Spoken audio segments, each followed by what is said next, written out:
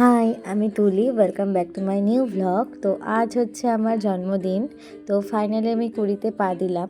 তো সেই পারপাস আজকে আমি সারাদিন কেমন করে কাটালাম সেটাই তোমাদের সাথে শেয়ার করব। Birthday to you, birthday to you, happy birthday, happy birthday to you.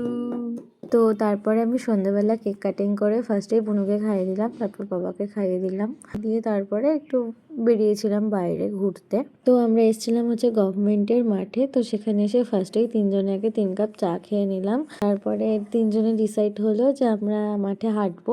তো হেঁটে তারপরে আবার এসেছিলাম হচ্ছে মোমো খেতে। তো তারপরে এখানে আমি আর কি দেখাচ্ছিলাম যে আমি এরকম আর কি সন্ধ্যাবেলাটাই সেজেছি। কেমন লাগছে আমাকে কমেন্টে জানিও। আর সাজগোজ কি করবো এই শীতকালে, খুব ঠান্ডা। এই ঠান্ডার মধ্যে গরম গরম মোমো খেতে বেশ ভালোই লাগে। মোমো খাওয়া কমপ্লিট করে এবার পালা হচ্ছে কেক কাটিং করার। তো এই যে আস্তে আস্তে আমার কেকটা প্লাস্টিকের থেকে বেরোচ্ছে। তো এটা ছিল হচ্ছে ভেন্ডো। তো এবার আমি কেক কাটিং করে বাড়ি চলে এসেছি। তো এই দেখো আমার মানে হাসি আর ধরছে না মুখে, কারণ আমাকে 2 কাকিমা পাঠিয়েছে আমার জন্য খাবার। তো এটা আমি ডিনারে কালকে খেয়েছিলাম।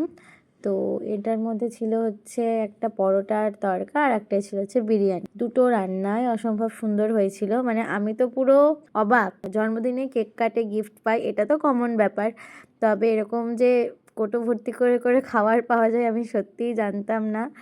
মানে তোমাদের দুজনকে খুবই থ্যাংক ইউ।